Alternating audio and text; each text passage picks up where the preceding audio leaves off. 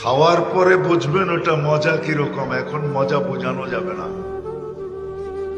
দুনিয়ার মাছের কলিজা দিয়া ওই মাছের কলিজার মজা বোঝা যাবে না, ওইখানে যাওয়ার পরেই বোঝা যাবে কিরকম মজা। এই তো একটা চিত্র। আরেকটা চিত্র আছে, কিয়ামতের সকাল পর্যন্ত সজাগ থাকতে হবে।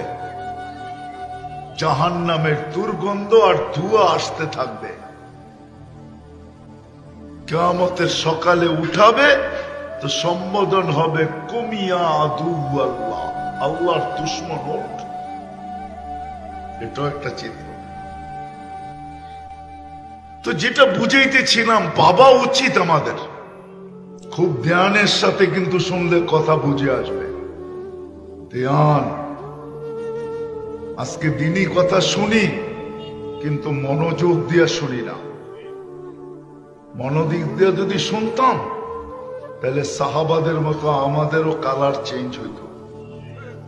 সাহাবারা মনোযোগ দিয়ে শুনতেন, নাইলে কোরআন কেন বলতেন ফাস্তামিউ ওয়া আনসিতু লাহ।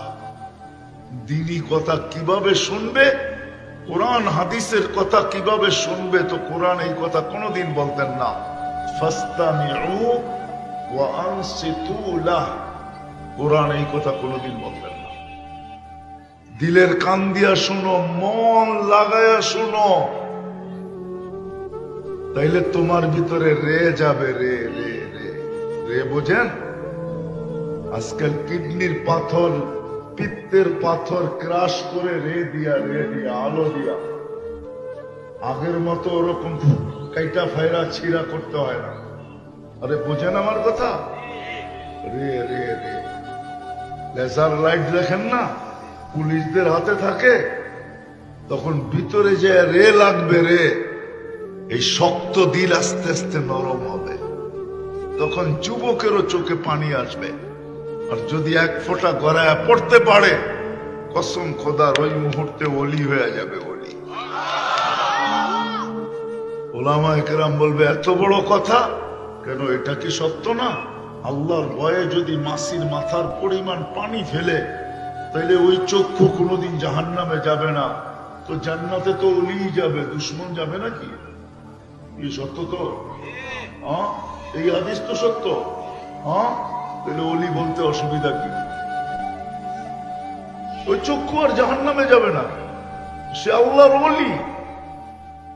যুবক ওলি হবে, ওলি। বাবা উচিত আমাদের, যাদের জন্য আমাদের এই অবেলা একত্রিত হওয়া, অবেলার আয়োজন, এরা কিনিয়া গেল। একটু চিত্র আমি তুলে ধরলাম, এরা কিনিয়া গেল। কি নিয়া গেল এরা দুনিয়ার? আসেন দ্বিতীয় প্রশ্নে। আমরাও যাত্রী, আমরাও যাত্রী, বোঝেন? আমরাও কিন্তু যাত্রী। যেদিন জমিনে পা দিতে দেরি, আমাদের যাত্রা চলমান হইতে দেরি হয় নাই। আমরা যাত্রী। কে কখন গন্তব্যে পৌঁছবো জানি না, কে কখন গন্তব্যে পৌঁছবো জানি না। কেননা যাওয়ার কোন সিরিয়াল আল্লাহ রাখেন নাই। তাইলে আল্লাহ আল্লাহর কবি এই কথা, আল্লাহ কোনদিন এই কথা বলতেন না। আল্লাহ বলতেছে, আল্লাহ শাবাব লা ইয়াক্তারুকা শাবাবুকা কাম মিন শাব সাবাকাকা ইলাল মাউত।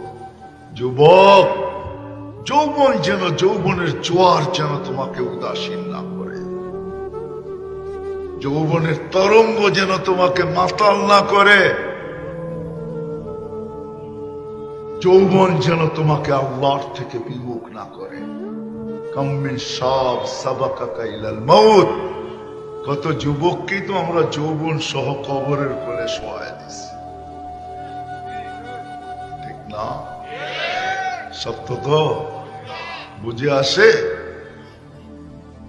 নাইলে আল্লাহ এই কথা কোনোদিন সতর্ক কোনোদিন করতেন না। কে কখন যাব জানি না, আমরা কিন্তু যাত্রী, আমরা কিন্তু কে কখন গন্তব্যে পৌঁছবো জানি না। বসতে দেরি, উঠাইতে দেরি করবেন না। দুনিয়ার কোন প্রতিরোধ কাজে দিবে না। সমগ্র দুনিয়ার মেশিনও যদি টেকনোলজি, প্রতিরোধ ক্ষমতা যদি সব একত্রিত করা হয় আর ওই ব্যক্তিকে মধ্যে বসানো হয়, তারপরও আল্লাহ বলে আখাসনাহু বাগতাতান, সময় আসতে দেরি, তোকে ছো মারতে দেরি করব না। ছো মারা বোঝেন তো? চিল কাক যেরকম ছো মাইরা নিয়ে নেয়, তোমাকে এরকম ছো মাইরা উঠাবো। আল্লাহকে যদি বলি প্রতিরোধ, তো সৃষ্টিরও 50,000 বৎসর আগে, সমগ্র সৃষ্টির 50,000 বৎসর আগে কোরআন লেখা ঘোষণা দিয়েছেন, আলাউফি বুরুজ মুশাইয়্যিদা, যত ধরনের প্রতিরোধ মনে চায় করতে পারো, কোন প্রতিরোধ আমাদের জন্য প্রতিরোধ না। অফিস তোমার হবে, সিসি ক্যামেরা তোমার হবে, নিচের দারোয়ান তোমার হবে, মনিটর তোমার হবে, মনিটরিং করনেওয়ালা তোমার চাকর হবে। ওইখান থেকে উঠায় নিয়ে আনিব, একটা ছবিও তুমি দেখবে না, চেহারাও দেখবে না, কে কে আসলো, কয়জন আসলো, উঠায় নিল। সত্য তো? বুঝাইতে পারতেছি? আল্লাহ করুক বুঝে আসুক। যারা চলে গেছে তাদের দৃশ্য তো একটু দেখাইলাম। এখন আমরা আছি, আমরা কিন্তু যাত্রী, আমরা কিন্তু যাত্রা কিন্তু চলমান, এটাকে থামানো যায় না। আমি থামি, যাত্রা থামে না। আমি ঘুমাই, যাত্রা ঘুমায় না। আমি বিমুখ হই, যাত্রা বিমুখ হয় না। আমি উদাসীন হই, যাত্রা উদাসীন হয় না। আমার যাত্রা কন্টিনিউ চলমান, কোন প্রতিরোধ তাকে থামাইতে পারে না। আমাদের যাত্রার উপরে কারো কন্ট্রোল নাই। দুনিয়ার কোন প্রযুক্তির কন্ট্রোল নাই, কোন পাওয়ার ব্যাংক আসে নাই। পাওয়ার ব্যাংক, বিদ্যুৎকে পাওয়ার ব্যাংকে আবদ্ধ করা যায়, কিন্তু আমাদের যাত্রাকে কোন পাওয়ার ব্যাংকে আবদ্ধ করা যায় না। আমরা কিন্তু যাত্রী, কে কখন পৌঁছবো জানি না। শেষ সীমানায় চলে আসছি আমি। হুজুররা ইচ্ছা করলে আরেকজনকে প্রস্তুত করতে পারে আমার পরে যিনি। আমরা কিন্তু যাত্রী, সত্য এটাই। আসেন দ্বিতীয়, আমরা কতটুকু প্রস্তুত,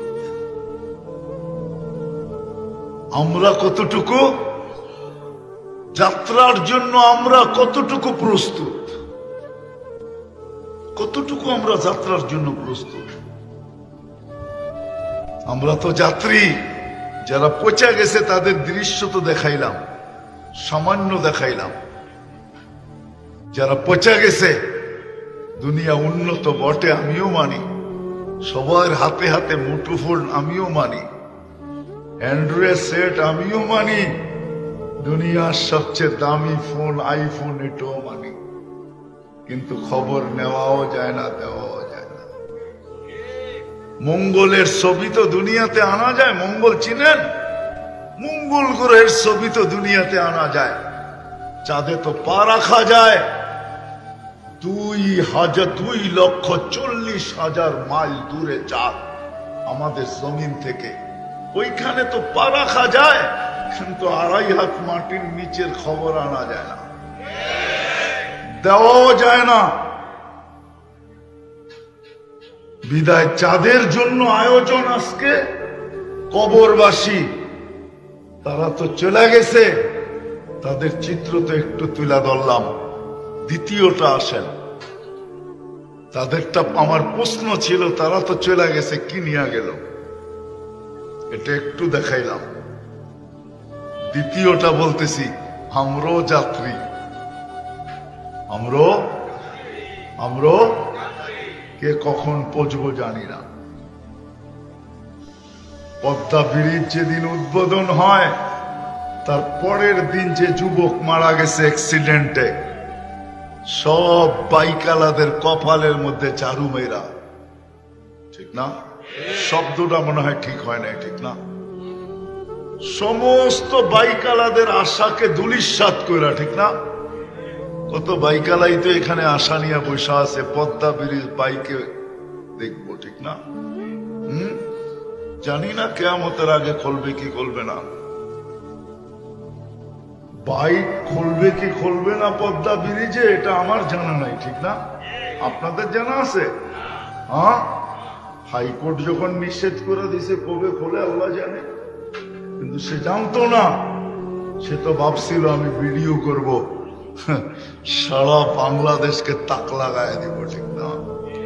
হ্যাঁ, তার জানা ছিল না মালাকুল মউত তার জন্য মধ্যখানে অপেক্ষা করতেছে। তুমি ভাবতেছিলা ভিডিও উপহার দিবে, মালাকুল মউত বলতেছিল আমরাও একটা উপহার নিয়ে দাঁড়ায় আছি, তোমার মৃত্যুর খবর উপহার দিব। ফিরোজ শাহী ভাবছিল গাজীপুরের স্টেজে আজকে আমি উপহার দিব, 1 মিনিটের নাই ভরসা। আল্লাহ বলে আমরাও উপহার নিয়ে দাঁড়ায় আছি, তুমি 1 মিনিটের নাই ভরসা বলে টান দিবে, আর আমরা রশির টান দিব, তোমাকে স্টেজে ফালাই উঠাবো। মনে আছে? হ্যাঁ, বুড়াগো মনে নাই, যুবককে ঠিকই মনে আছে। যিনি লেখছেন উনি গাইছেন, ওনার উপরে সত্যায়িত হয়েছে ফিরোজ শাহ, চিনেন? আমরা সবাই যাত্রী, যারা চলে গেছে এদের দৃশ্য তো দেখলাম, এরা কিনিয়া গেল, আমরা কিন্তু যাত্রী, কে কখন যাব জানি না। দুনিয়া কিন্তু বড় জালেম, এই জন্যই বলছিলাম প্রথমে যে আমাদের চেয়ে বড় জালেম কেউ নাই। দুনিয়া কিন্তু সব রাইখা দিবে, সস্তা কাপড় পেঁচায় কবরে দিয়া দিবে, তাও সুযোগ থাকলে দিবে, নাইলে দিবে না। সংস্থাকে ফোন করবে, আঞ্জুমানে মফিদুল ইসলামকে ফোন করবে, মার্কাজুল ইসলামীকে ফোন করবে, তোমরা আয়সা নিয়ে যাও, তোমরাই দিয়া দাও, আমরা কিন্তু কাছে যাব না, করু না। আমরা যাত্রী, আমাদের প্রস্তুতি কতটুকু? এইখানেই শেষ আমার কথা, আমাদের প্রস্তুতি কতটুকু? আসেন ভাবি, আমাদের প্রস্তুতি কতটুকু? এই উম্মতকে তো আল্লাহ ভালোবাসছিলেন, এরকম ভালো মনে হয় কাউকে বাসেন নাই। এই উম্মতকে যতটুকু আল্লাহ ভালোবাসেন, এরকম ভালোবাসা সৃষ্টির কোন উম্মতকে আল্লাহ বাসেন নাই। এই উম্মতকে যতটুকু ভালোবাসেন, বিশ্বাস হয় না? একটা দুইটা দেখাই। মানুষকে আল্লাহ অস্তিত্ব দিয়েছেন কুদরতি হাতে, আমি মানি। একবার সবার উপরে কুদরতি হাত লাগছে, আমাদের উপরে 3-3 বার লাগছে। কয়বার? 3 বার লাগছে। শুধু অস্তিত্ব দেন নাই, উম্মতে মুহাম্মদী হওয়ার জন্য আমাদেরকে কুদরতি হাতে বাছাই করছে। জাহিদু ফিল্লাহি হাক্কা জিহাদি হুয়া ইজতাবাকুম। আল্লাহ পয়সা পয়সা আমাদেরকে আলাদা করছে। আসছি সবার শেষে, নির্বাচিত বাছাইকৃত সবার আগে। দ্বিতীয়বার কুদরতি হাত লাগছে, তৃতীয়বার আল্লাহর কুদরতি হাত লাগছে। আল্লাহ আমাদের উপরে লেভেল 60টা দিছেন, লেভেল 8টা দিছেন, লেভেল লাগায় দিছেন কুদরতি হাত দিয়া। কুনতুম খায়রা উম্মাহ, তোমাদের চেয়ে উত্তম উম্মত নাই। আমাদের গায়ে লেবেল লাগানো আছে, লেবেল।